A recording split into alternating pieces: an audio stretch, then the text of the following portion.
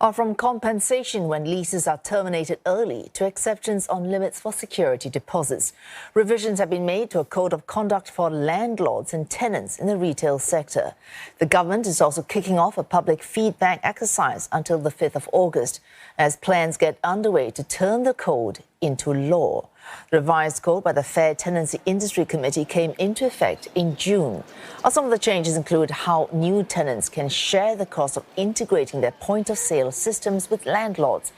Of this, when options offered by landlords are limited or too expensive.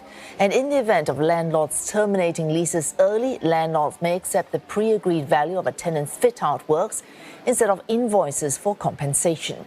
The revisions also remove the cap of 3 months' gross rent on the security deposit when the deposit amount is $500 or less. Both parties may also agree to waive the requirement to survey the premises if the floor area is less than 300 square feet.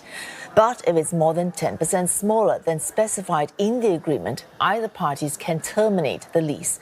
The FDIC has been gathering feedback to fine-tune the Code of Conduct since it was first launched last year.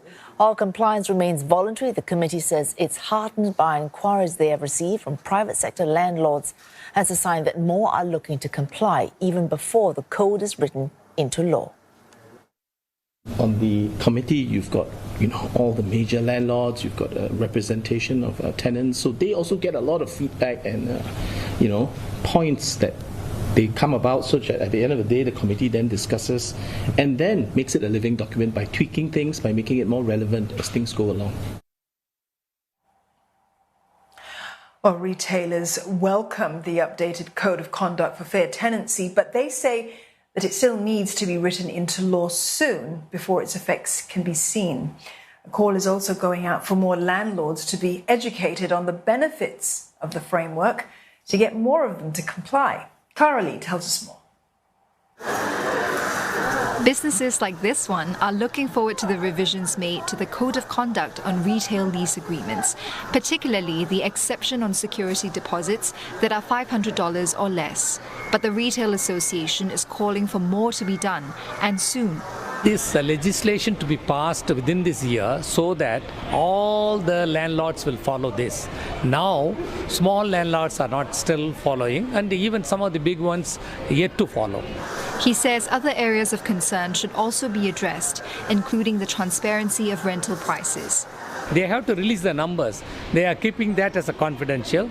Both the tenant and landlord should give their open agreement to be more transparent and reveal the numbers. The Singapore Retailers Association is one of 5 parties helping to raise awareness of the code in partnership with the Fair Tenancy Industry Committee. The committee was formed in 2020 in hopes of addressing what it saw as a power disparity between landlords and tenants. It started off with a tussle for rental relief as businesses battered by the COVID-19 pandemic requested for some reprieve from landlords who had been given property tax rebates. The authorities then required landlords to provide rental support to qualifying tenants. But this wasn't offered consistently. One of Asia's largest real estate company, CapitaLand, says more landlords will need to understand the perks of such a framework for more to comply. The fair tenancy framework is not just about being fair to either the landlord or the tenant, but really is about being equitable and also to base on principles that we both abide to. So the challenges really is in terms of education as well as the adoption by all the stakeholders. But this is going to be a continuous process. But he says interest in the code is growing. At least 29 private sector landlords are compliant for some or all of their leases, while 14 more have sent inquiries about the code.